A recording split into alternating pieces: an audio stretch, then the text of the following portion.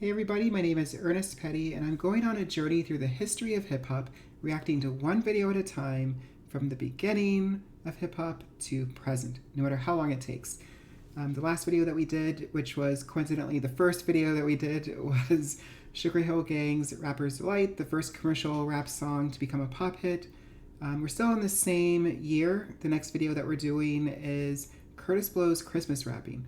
So I'd heard Sugar Hill Gang's Rapper's Delight my entire life, but weirdly, I've never heard Christmas rapping, so I'm excited to hear this one.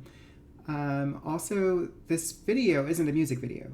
This is a performance from the show Top of the Pops. So this era that we're in, it's not prehistory, which is I would say 73 up through 79, when there just aren't a lot of commercial recordings of rap available. But instead, we're in, let's call it ancient history, where we now have recordings, a lot of audio recordings. We don't really have music videos because music videos weren't really a thing yet. They didn't really catch on until MTV came around, and MTV wasn't there yet. So what you have really, like, for this era, we're basically going to be reacting to these live performances that we can find. So let's hop right into this one. Hit it! Don't you give me all that jive about things you wrote before I was alive. But this ain't 1823, ain't even 1970. Now I'm the guy named Kurtis Blow, and Christmas is one thing I know. So every year, just about this time, I celebrate it with a rhyme. So clearly, this is early rap from the rhyme scheme. It's couplets where the line ends on the beat. It's one syllable rhymes. The Kurtis Blow song that I do know and love is Basketball. It has the exact same rhyme scheme. Basketball is my favorite sport. I like the way they dribble up and down the court.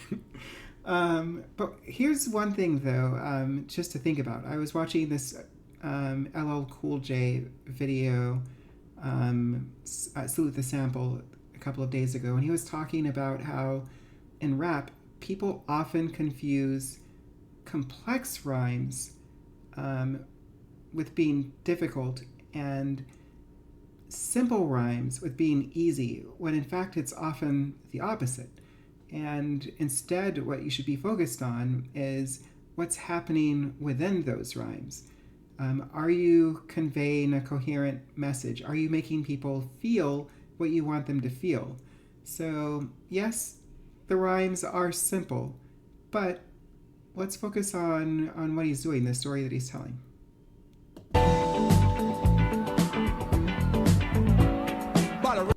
Okay, did you hear that? If you remember the song Too Close by Next, that music, that's what they sampled. That's cool. Suited dude with a friendly attitude and a slave full of goodies for the people on the block. Got a long white beard, maybe looks kind of weird, and if you ever see him, he can give it quite a shock. People, let me tell you about last year when the dude came flying over here. Well, the hawk was out, the snow was on the ground. Folks stayed in to party down. The beat was thumping on the box, and I was dancing in the socks, and the drummer played at a solid pace. And the taste of the bass was in my face. And the guitar player laid down a heavy layer of the funky junky rhythm of the disco beat. Check it out, New York, and the guy with the AA started to participate, and I guess you appreciate it, sounds so sweet. So this is exactly what I'm talking about. So yes, the rhymes are simple, but first off, like you can just sense Kurtis Blow's star power. Like that's coming through in the performance, but also we're at this musical breakdown right now. But so far he's been telling us a story about about Christmas that I think is like it's articulated well. So this is actually like a pretty fun and cool song. One thing I learned about this song is, so in this era of rap, a lot of what's happening with the music is at this point there's not a lot of sampling that's going on. There's a lot of interpolation. So they'll bring studio musicians in to replay the music that they want to use as the backing track. But that's not what's actually happening here. Like this is an original composition, which is actually pretty cool.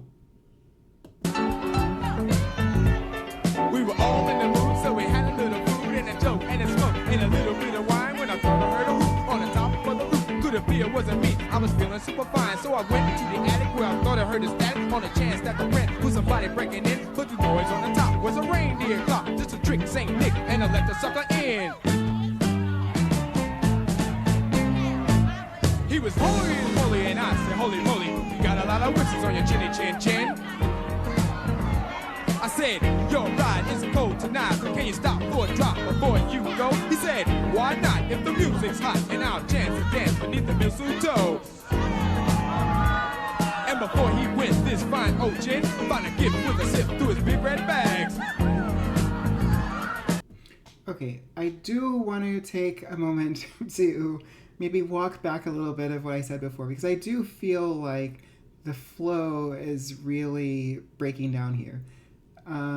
I will say, like, I don't know how this played, like, in the club there, but you know, maybe people were actually like really into the music, and they actually didn't care that much. I mean, we don't know. All I know is that I have to admit that it is starting to break down a little bit.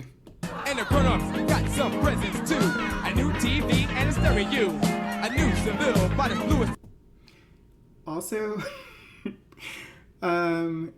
he just made up the word stereo in order to have a rhyme. Okay, I am starting to walk this back a little bit. The sky, the best that money couldn't buy. Goes to the reds back at the pole up north where everything is cold. But if he were right here tonight, he'd say Merry Christmas. And to all, I get down, stop messing around when Kurtis Blow is in your town. So I'm Kurtis Blow on the microphone. A place called Harlem was my home. I was rocking one day and started to shake. It sounded to me like an earthquake. I packed my bags, I said goodbye. I kissed my woman and I started to fly. I came to Earth by a meteorite to rock you all on the mic. So just kick off your shoes, let your fingers pop. Kurtis Blow is just about ready to rock. Now the people in the back, if you're not the whack, say. The people up front.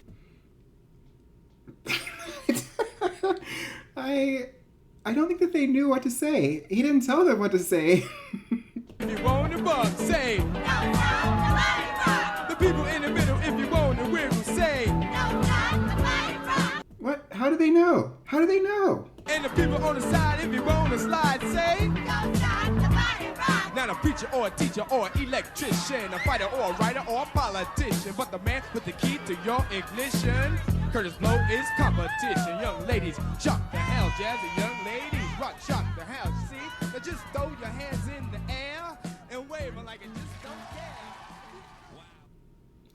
So one thing I'm curious about is Top of the Pops is like it's known to have been one of those shows where you had to lip sync on the show.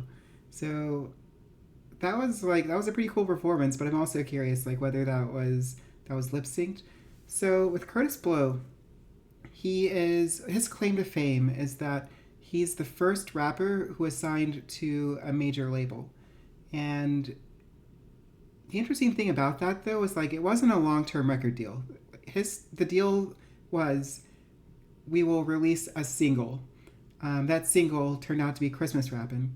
But the deal was if that single does well, we will release another single. So this first single, Christmas Rappin', it did about 400,000 units, which is remarkable. So they gave him another single, and that single became The Breaks, which we'll probably do once we make it to the next chunk of these videos. The Breaks became the first single from a rapper to go gold. So Kurtis Blow kind of like he had it. The other interesting thing about Kurtis Blow, he was managed by Russell Simmons. You know Russell Simmons of Def Jam fame. But early in his career, he had a company called Rush Communications and I think Rush Management, and Kurtis Blow was who he managed. So, yeah, I've got reflections, thoughts on this song. I've never heard Christmas rapping before. Am I putting it on this Christmas? Probably not. If I were going to put on a Christmas rap song, it would probably be Players Ball by Outkast. So this is definitely not going on my Christmas playlist. But I will say, like, it is, I don't know, it had a nice vibe to it, and it's kind of interesting to imagine yourself back in 1979. So what you know about rap is really probably two songs. It's Rapper's Delight and it's Kurtis Blow's Christmas Rapping. And so what you are probably getting is, okay, these songs are going to be built on top of disco funk songs, and the rapping is going to be like fun anecdotes from the rappers' lives. And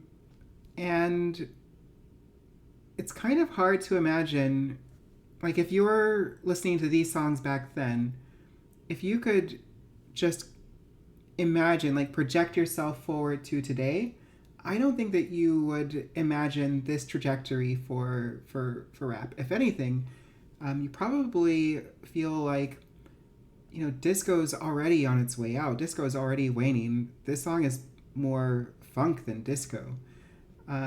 So maybe this is a novelty too. I mean, this is probably why so many people in those early years felt like rap was a novelty. Like, I get it. I disagree, obviously. History has proven those people wrong, but I do kind of understand better now how people could have felt that way. All right, this was a fun one. If you have a song from this era, we're doing 79 to 81 right now, that you want me to react to, drop it in the comments. If you have thoughts about this, is this going on your Christmas playlist? Is it already in your Christmas playlist? Because you're already down with Kurtis Blow Christmas rapping. Let me know in the comments, and I'll see you in the next one.